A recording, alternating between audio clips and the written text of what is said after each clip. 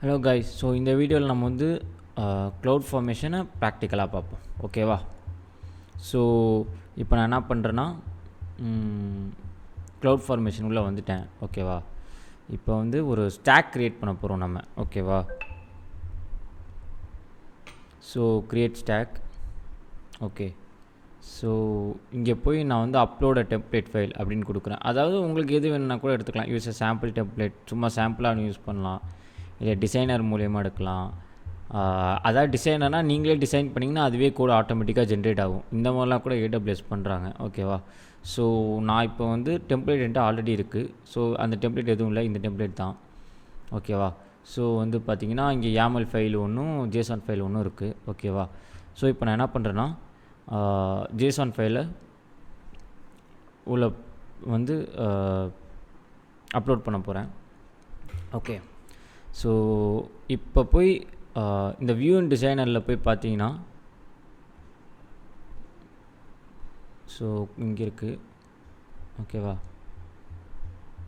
So அது பார்த்திங்கன்னா கீழே போன மாதிரி உங்களுக்கு இப்போ தெரிஞ்சிருக்கும். ஸோ அது எங்கே இருக்குதுன்னு பார்ப்போம். இதை பார்த்தீங்கன்னா இங்கே இருக்குது. ஸோ லைட்டாக ஜூம் அவுட் பண்ணி ஜூம் இன் பண்ணிங்கன்னா வந்துடும். ஓகேவா? ஸோ EC2 இன்ஸ்டன்ஸ் தான் க்ரியேட் பண்ணியிருக்கீங்க அப்படிங்கிறது சொல்லுது. கரெக்ட், நம்ம EC2 இன்ஸ்டன்ஸ் தான் க்ரியேட் பண்ணியிருக்கோம். ஓகேவா? வித் ரெஸ்பெக்டிவ் ஐடி, மைக்ரோ, இதெல்லாம் நான் உங்கள்கிட்ட சொல்கிறேன் என்னென்னு. ஓகேவா? ஸோ அதுக்கான கோடு பார்த்தீங்கன்னா இது தான். ஓகேவா? இது நீங்கள் JSON, இப்போ இது எனக்கு YAML வேணும்னா ப்ரோ அப்படின்னா நீங்கள் YAML வேணால் எடுத்துக்கலாம். அப்படி ஓகே. இப்போ நீங்கள் YAML வேணும்னு கேட்டிங்கன்னா YAML கூட எடுத்துக்கலாம். ஓகே. ஸோ இப்படி கொடுத்துட்டு இப்போ அதை டிசைனரில் வியூ பண்ணிக்கலாம். அது உங்கள் இஷ்டம். ஓகேவா? அதை நான் சும்மா சாம்பிள் காமிச்சேன். ஸோ உங்கள் ஸ்டாக் பேர் போடுங்க. மை ஃபர்ஸ்ட் ஸ்டாக் அப்படின்னு நான் போடுறேன். ஓகேவா? ஸோ நெக்ஸ்ட் கொடுத்துட்டு IAM ரோல் வந்து உங்களுக்கு தெரியும். ஃபுல் ஆஃப் செக்யூரிட்டி, க்ரெடென்ஷியல்ஸு, அந்த மாதிரி ஆக்சஸ் பண்ணுறதுக்கு என்னெல்லாம் ஆக்சஸ் பண்ணுவோம், இதெல்லாம் ஃபுல் ஆஃப் பாலிசிஸு, பர்மிஷன்ஸு அதெல்லாம் இருக்குது. ஓகேவா? ஸோ இதெல்லாம் பண்ணதுக்கப்புறம் ஸ்ட்ரெயிட்டாக வந்து சப்மிட் கொடுத்துருங்க. ஓகேவா? ஸோ இப்போ வந்து க்ரியேட் இன் ப்ராக்ரஸில் இருக்குது. அது க்ரியேட் ஆகி முடிக்கிற வரைக்கும் நான் உங்களுக்கு வந்து இது என்னென்னு அப்படிங்கிறத சொல்லிடுறேன். ஓகேவா? ஸோ இப்போ இங்கே போய் நான் லான்ச் இன்ஸ்டன்ஸ் கொடுக்குறேன்னு வச்சுக்கோங்க. ஃபர்ஸ்ட் நம்மளுக்கு என்ன கேட்கும்? Names and tags. இதில் நேமு, டேகு. இது நேமு. இப்போ நம்ம இங்கே எழுதுறது தான் டேகு. ஓகேவா? ஸோ இப்போ நான் என்ன பண்ணுறேன்னா அது நேம் அண்ட் டேக் இங்கே இருக்கான்னு பாருங்கள். இந்த இங்கே இருக்குது. மை EC2 இன்ஸ்டன்ஸ் தான் வேல்யூ. ஓகேவா? ஸோ கீ தான் வந்து நேம், அதாவது இது நேமு, இது டேகு, இது வேல்யூ, இது கீ. ஓகேவா? ஸோ அடுத்து என்ன தெரியுமா? அடுத்து வந்து ஐடி, AMI ஐடி அப்படிங்கிறது ஒன்று இருக்குது. ஓகேவா? ஸோ இங்கே என்ன கொடுத்துருக்கேன்? 2B கடைசியில் முடிகிற மாதிரி. ஸோ 2B முடிகிற மாதிரி இங்கே என்ன AMI ஐடி இருக்குதுன்னு பாருங்கள். இங்கே பாருங்கள், இது 2Bயில் தான் முடியுது. அப்போ இது என்னான்னு பார்ப்போம். ஓகேவா? ஸோ இது பாருங்கள், இது வந்து ஆர்கிடெக்சர் 64 பிட்டுக்கு வந்து இது வந்து ப்ராசஸ் 64 பிட்டுக்கு இதான் AMI ஐடி அப்படின்னு சொல்கிறாங்க. ஸோ அதே தான் நம்ம இங்கேயும் கொடுத்துருக்கோம். நல்லா பார்த்தீங்கன்னா தெரியும், 06Bயில் ஆரம்பிக்குது, இதுவும் அதே தான் ஆரம்பிக்குது. ஓகேவா? ஸோ இந்த ஐடியை தான் நம்ம கொடுத்துருக்கோம். அடுத்து T2.micro தான் இன்ஸ்டன்ஸ் டைப்பாகவும் கொடுத்துருக்கோம். அடுத்து கீ பேர் பார்த்தீங்கன்னா ஃபார் மாஸ்கி பெம்னு கொடுத்துருக்கோம். ஸோ இங்கே ஃபார் மாஸ்கி பெம் கூட நீங்கள் எடுத்து போடலாம். ஸோ இது வந்து கோடு மூலியமாக போடுறதுனால நம்ம வந்து ஒன்று ஒன்றா போடணும். ஓகேவா? ஸோ செக்யூரிட்டி குரூப் நம்ம என்ன கொடுத்துருக்கோம் அப்படின்னு பார்த்தீங்கன்னா இதுக்கு சாம்பிள் SG016 இருக்குது. ஸோ இங்கே என்ன இருக்குதுன்னு பார்ப்போம். ஆமாம், 06D, 0லேருந்து ஆரம்பிச்சு 60ல் முடிகிற மாதிரி இருக்குது. ஓகேவா? ஸோ சாம்பிளோட செக்யூரிட்டி குரூப்பை தான் நம்ம கொடுத்துருக்கோம். ஓகேவா? ஸோ இப்போ இது க்ரியேட் ஆகிடுச்சா நம்ம போய் ஃபஸ்ட்டு பார்ப்போம். ஓகேவா? ஸோ க்ரியேட் கம்ப்ளீட் ஆகிடுச்சு. இப்போ இங்கே கேன்சல் கொடுங்க. சும்மா ஃபஸ்ட்டு கேன்சல் கொடுத்துட்டு இங்கே பாருங்கள், ஆட்டோமேட்டிக்காக ஒரு EC2 இன்ஸ்டன்ஸ் வந்து லான்ச் ஆகிருக்கு. உங்களுக்கு பார்த்தீங்கன்னா கிளியராக தெரியும். ஓகேவா? ஸோ இப்போ நம்ம இதை போய் நம்ம எப்போவுமே என்ன பண்ணுவோம்? யூசர் டேட்டா போடுவோம். ஆனால் இதில் நம்ம யூசர் டேட்டாவே போடலையே அப்படின்னு நீங்கள் பார்க்க நினைக்கலாம். எஸ், நம்ம யூசர் டேட்டாவே போடல. ஸோ அப்போ இங்கே வரும்னு நினைக்கிறீங்களா? வருமா வராதா? கண்டிப்பாக வராது. பாருங்கள், லோட் ஆகிட்டே தான் இருக்கும், ஆனால் வராது. ஏன்னா நம்ம யூசர் டேட்டாவே போடல. எப்போவுமே IP அட்ரஸ் எடுத்துகிட்டு போய் காப்பி பண்ணி பேஸ்ட் பண்ணுவோம். EC2லேயே நம்ம பார்த்துட்டோம். ஸோ யூசர் டேட்டா போடுவோமா நம்ம, ஆனால் இங்கே நம்ம யூசர் டேட்டாவே போடல. ஓகேவா? ஸோ அது வராது. ஓகேவா? லோட் ஆகிட்டே இருக்கும். கடைசியில் சர்வர் அங்கே பாருங்கள், கடைசியில் this site can't be reached அப்படின்னு வந்துடும். அவ்வளோதான். ஓகேவா? ஸோ இதுதான் வந்து இந்த சைட்டை விட்டு போயிடும். ஸோ இதுதான் வந்து நார்மலாக ஒரு EC2 இன்ஸ்டன்ஸ் க்ரியேட் பண்ணுறதுக்கான கோடு, அதாவது இந்த கோடு. ஓகேங்களா? இப்போ நம்ம என்ன பண்ணுவோம்? யூசர் டேட்டா க்ரியேட் பண்ணுறதுக்குன்னே ஒரு EC2 இன்ஸ்டன்ஸ் க்ரியேட் பண்ணும். புரியுதா? ஸோ இது ரெண்டுத்துக்குமே நான் ஒரே நேம் வேல்யூ வச்சுருக்கனால நான் என்ன பண்ணுறேன், இதுக்கு வந்து E2 அப்படின்னு மாற்றிடுறேன், E1 அப்படின்னு மாற்றிடுறேன். ஓகேவா?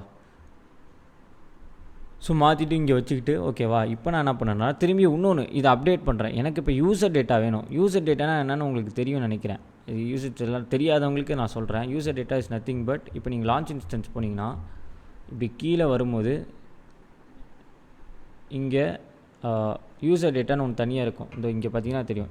இது வந்து யாரெல்லாம் EC2 இன்ஸ்டன்ஸினோட வீடியோ பார்த்தீங்களோ அவங்களுக்கு இது கிளியராக தெரியும். EC2 இன்ஸ்டன்ஸ் வீடியோவில் பார்த்தீங்கன்னா இங்கே ஒரு நான் கோட் அப்டேட் போடுவேன். ஓகேங்களா? ஸோ ஆன்சோனில் உங்களுக்கு பார்த்தீங்கன்னா கிளியராக தெரியும். முடிஞ்சால் அதை ட்ரை பண்ணி போய் அதை பாருங்கள். ஓகேவா? பார்க்காதவங்க. ஸோ இப்போ இது க்ரியேட் ஆகிடுச்சு. ஓகேவா? இன்ஸ்டன்ஸ் க்ரியேட் ஆகிடுச்சு. நம்ம என்ன பண்ணுவோம், இதை அப்டேட் பண்ணுறன்ற பேரில் வந்து நான் ரீப்ளேஸ் இந்த கரண்ட் இதை வந்து நான் வந்து மாற்றணும் அப்படின்னு நினைக்கிறேன். ஏன்னா அதே கரண்ட் டெம்ப்ளேட்டை யூஸ் பண்ணி நான் என்ன பண்ண போகிறேன், செக்யூரிட்டி தான் மாற்ற முடியும். ஓகேவா? ஸோ இப்போ CF2 is nothing but this YAML file. ஓகேவா? இதில் இருக்கிற கண்டென்ட்டு இதில் போடுறேன். பட் ஆனால் என்னென்னா இது YAML ஃபைலை, அது JSON ஃபார்மேட், இது YAML ஃபார்மேட்டாக மாற்றி போடுறேன். அதேமாதிரி இதில் யூசர் டேட்டா புதுசாக ஒன்று ஆட் பண்ணுறேன். ஓகேவா? ஆட் பண்ணி உள்ளே போட்டு நீங்கள் வேணால் டிசைனில் வியூ பண்ணிக்கலாம். நெக்ஸ்ட்டு கொடுத்துட்டு வேணாம், மற்ற எதுவுமே வேணாம். ஸோ நெக்ஸ்ட் கொடுத்துட்டு சப்மிட் கொடுத்துருங்க, சம்மரி வந்ததுக்கப்புறம். ஓகேவா? ஸோ இங்கே கூட போய் நீங்கள் டெம்ப்ளேட்டில் போய் டிசைனை வியூ பண்ணலாம். அதேமாதிரி என்னென்ன கோட் இருக்குங்கிறது இங்கே காமிக்கும். ஓகேவா? ஸோ ரெக்வஸ்ட் அப்டேட் இந்த வருது பாருங்கள், வரிசையாக வருது. கிரியேட்டிங் நியூ ஒன்றுன்னு வருது. இங்கே பாருங்கள், இங்கே பார்த்தீங்கன்னா க்ரியேட்டாக புரியும் அது ஏன் இதுங்கிறது. இப்போ உங்கள்கிட்ட ஒரு கேள்வி கேட்குறேன். இதை நான் இப்போ ரெஃப்ரெஷ் பண்ணேன்னா இங்கே இதுவே வருமா, இல்லை இன்னொன்று புதுசாக க்ரியேட் ஆகுமா அப்படிங்கிறத பார்ப்போமா? பாருங்கள், இன்னொன்று க்ரியேட் ஆகிருக்கு. ஒரு மாதிரி ஷாக்கிங்காக இருக்குல்ல உங்களுக்கு?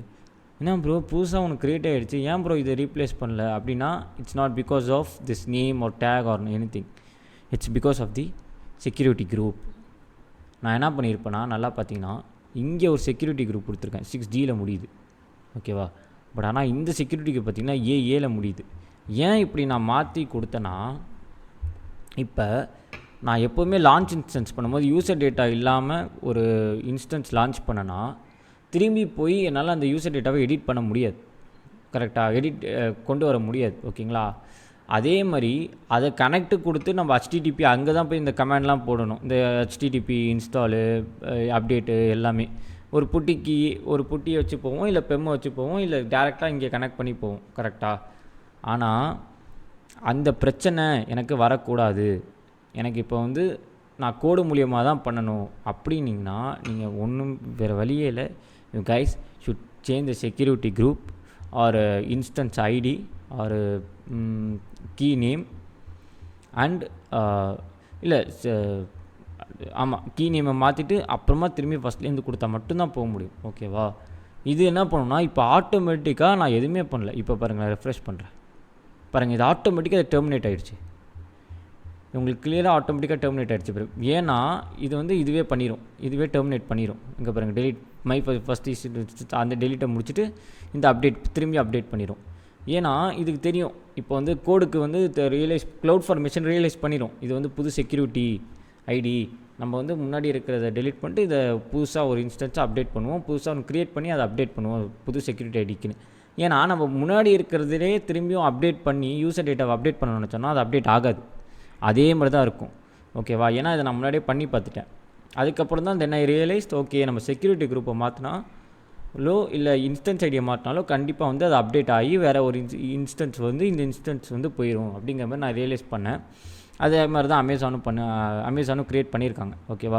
ஸோ இப்போ நான் போய் இந்த பப்ளிக் ஐபியை காப்பி பண்ணி இங்கே பேஸ்ட் பண்ணனா, ஸோ பாருங்கள் வந்துருச்சு பாருங்கள். Hello guys, this is my EC2 instance அப்படின்னு வந்துருச்சு, விச் இஸ் ரிட்டன் இயர் H1ல் ரிட்டர்ன் பண்ணியிருக்கேன். ஓகேவா? ஸோ அதே இது இங்கே வந்துருச்சு. ஓகேவா? இப்போ நான் என்ன பண்ணணும்னு நினைக்கிறேன், இதை டெலீட் பண்ணணும்னு நினைக்கிறேன்.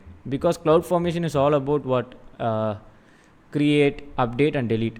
ஸோ இதை டெலீட் பண்ணணுன்னா ஒன்றும் பிரச்சனை இல்லை. நீங்கள் என்ன பண்ணணுன்னா இங்கே போயிட்டு ஓகே திரும்பி அது இந்த மாதிரி அப்பப்போ ப்ராப்ளம் ஆகும். பிகாஸ் இட்ஸ் அப்டேட்டிங் இன்னும். ஸோ இப்போ நான் என்ன பண்ணுறேன்னா இந்த ஸ்டாக்கே டெலீட் பண்ணுறேன்.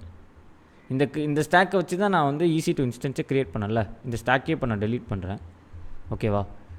ஸோ டெலீட் இனிஷியேட் ஆகிடுச்சு. ஓகே, ஸோ இப்போ நான் ஸ்டாக்குள்ளே போகிறேன்னு வச்சுக்கோங்க. டெலீட் இன் ப்ராக்ரஸ் அப்படின்னு வருது. ஓகேவா? ஸோ இப்போ போய் நான் இதை ரீலோட் பண்ணேன்னா ஷட்டிங் டவுன். இங்கே பாருங்கள், ஆட்டோமேட்டிக்காக டெர்மினேட் ஆகிரும். நம்ம கவலையே பட தேவையில்லை. நம்ம என்னென்னலாம் அந்த ஸ்டாக் மூலியமாக க்ரியேட் பண்ணமோ மொத்தமும் டெலீட் ஆயிரும். ஐ மீன் இந்த என்னென்னலாம் க்ளவுட் ஃபார்மேஷன் மூலிமா அதுக்குள்ளே ஸ்டாக்கில் போய் க்ரியேட் பண்ணுமோ அது மொத்தமாக டெலீட் ஆயிரும். ஓகேவா?